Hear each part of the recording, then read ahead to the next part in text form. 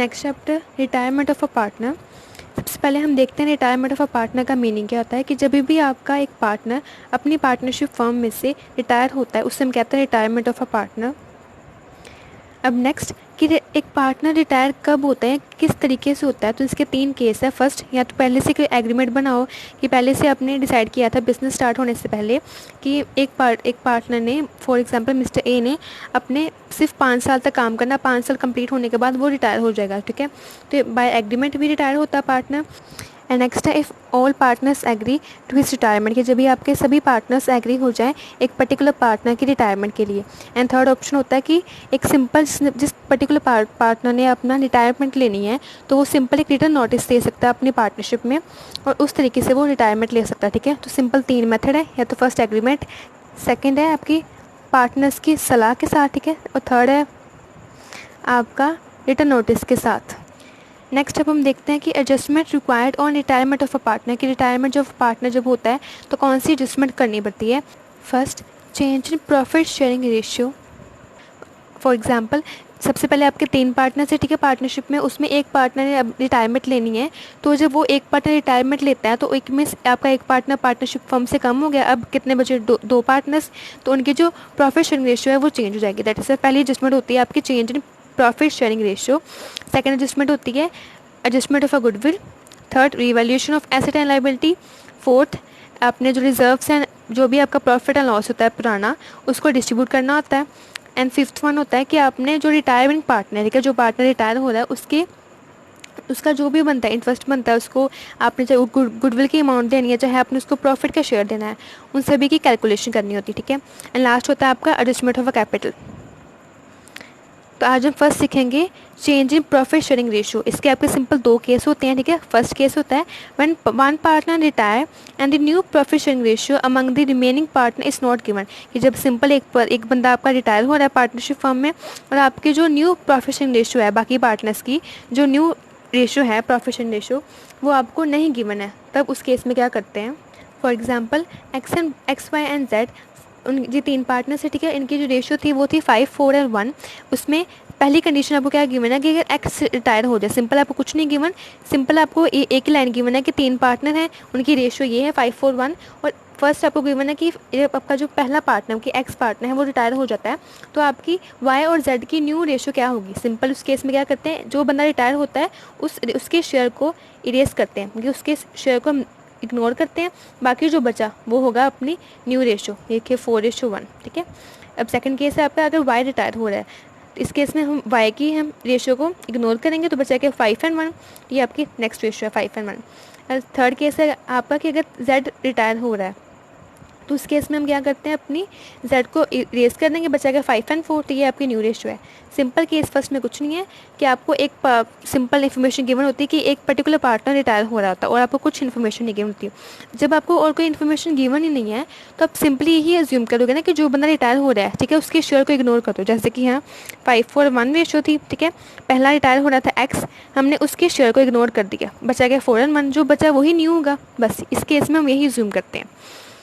Next आपका second case होता है when the remaining partner acquire the share of the retiring partner in a specified ratio, ठीक है।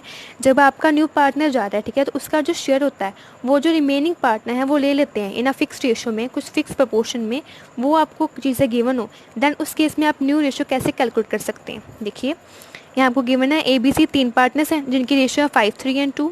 B retire हो रहे हैं, ठीक है, और उसका जो शेयर है वो टेकन हुआ है बाय A एंड C से इन द रेशियो 2:1। सबसे पहले आप देखिए जो बी रिटायर हो रहा है उसका शेयर कितना है, बी का शेयर कितना है 3/10। देखिए बी का शेयर कितना 3/10, ठीक है। अब इस शेयर का कहते 2:1 में लिया है अपने ए और सी ने, इट मीन्स बी के शेयर का 2/3 मतलब 3/10 का 2/3 होगा ए का फ़ायदा, ठीक है, ए का गेन, और सी का गेन कितना होगा 3/10 का 1/3, ये गेन होगा, ठीक है।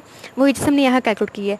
जब भी आपको ये गिवन होना है, सेकंड केस गिवन हो, तब आपने क्या कैलकुलेट करना होता है, गेन, कि एक पुराने पार्टनर से कितना गेन हुआ है, तो वही हमने यहाँ कैलकुलेट की है।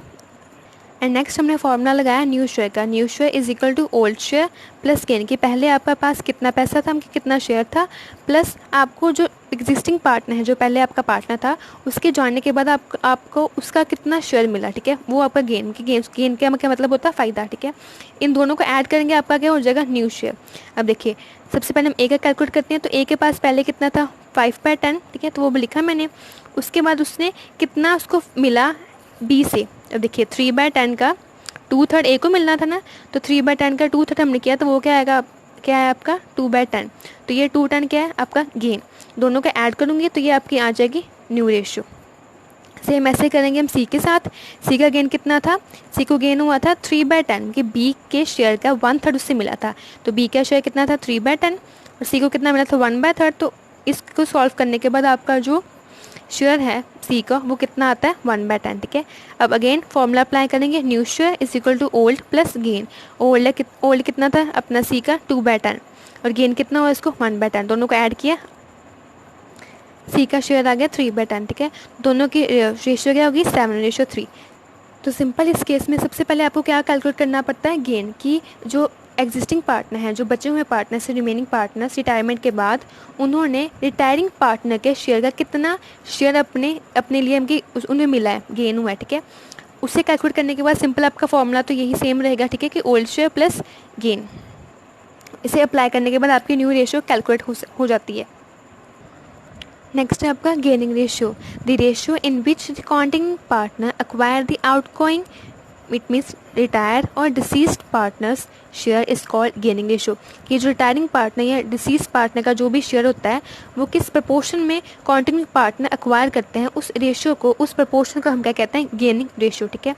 नेक्स्ट हम इस चैप्टर में, रिटायरिंग वाले चैप्टर में, हमने क्या कैलकुलेट करना होता है अपना गेनिंग रेशियो। क्योंकि एक पार्टनर जब जाता है तो पुराने जितने भी पार्टनर्स हैं, काउंटिंग पार्टनर, एग्जिस्टिंग पार्टनर, उनको फ़ायदा होता है, उनको गेन होता है। दैट इज़ वाई इस चैप्टर में हमने क्या सीखना है, गेनिंग रेशियो। इसके सिंपल दो केस होते हैं, ठीक है। फर्स्ट केस आपका क्या है कि जब भी आपको कोई एग्रीमेंट ना गिवन हो, यहाँ एग्रीमेंट का मतलब होता है कि आपको कोई इन्फॉर्मेशन ना गिवन हो।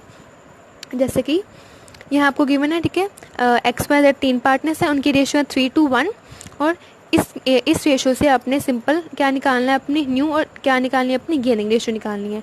सिंपल आपको क्या गिवन है कि जो आपका Z पार्टनर है वो क्या रिटायर हो रहा है, इट मीन्स आपकी न्यू रेशियो कितनी होगी, Z को इग्नोर करेंगे तो 3:2। अब देखिए यहाँ आपको और कोई इन्फॉर्मेशन तो गिवन नहीं, तो हम क्या अज्यूम करते हैं कि जो आपकी न्यू रेशियो होती है वही आपकी गेनिंग रेशियो होती है, ठीक है। तो सिंपल आपका केस फर्स्ट क्या था कि जब भी आपको सिंपल कोई भी एक्स्ट्रा इन्फॉर्मेशन ना गिवन हो एक सिंपल ओल्ड रेशियो के अलावा, तब आपने क्या अज्यूम करना है, new ratio is equal to gaining ratio, ठीक है। एंड सेकंड आपका केस क्या होता है कि जब आपको न्यू रेशियो गिवन हो, ओल्ड तो गिवन ही होती है, ठीक है, आपकी न्यूमेरिकल में, बट उसके अलावा आपको न्यू रेशियो भी गिवन हो, देन उसके बाद आपको ये वाला फॉर्मूला अप्लाई करना होता है गेनिंग ऑफ अ पार्टनर की। सिंपल गेनिंग रेशियो का फॉर्मूला क्या होता है, new share minus old share, नए से पुराने को माइनस करना होता है। जैसे कि यहाँ आपको गिवन है, ठीक है, ABC 3 पार्टनर से, ठीक है, जो है तीनों के ओल्ड रेशियो गिवन थी और B रिटायर हो रहा है और A और C की अपनी न्यू रेशियो भी आपको गिवन थी। अब देखिए हमने A और C का क्या निकालेंगे, गेनिंग रेशियो। सबसे पहले न्यू शेयर कितना था, A का 3/5 वो लिखा, C का था 2/5 वो लिखा, और ओल्ड कितना था अपना 1/2 और C का कितना था 1/5। दोनों का सॉल्व करेंगे, एलसीएम से सॉल्व करेंगे तो वो कितना आएगा, A का 1/10 गेन एंड C का कितना आएगा 2/10 गेन। केस सेकंड की नेक्स्ट एक और एग्जांपल देखते हैं।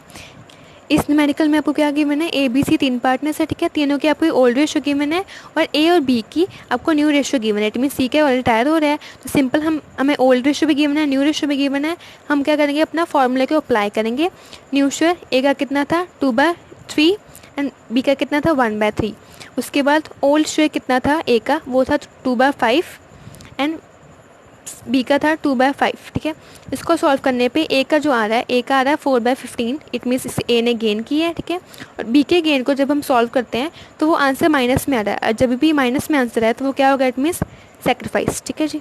तो इस एग्जाम्पल में हमने क्या सीखा कि जब हम किसी पार्टनर का कैलकुलेट करते हैं गेनिंग रेशियो, ठीक है, तो उस केस में अगर एक पर्टिकुलर पार्टनर का जो आंसर है वो नेगेटिव में आ रहा है तो वो क्या निकलता है, सेक्रीफाइस।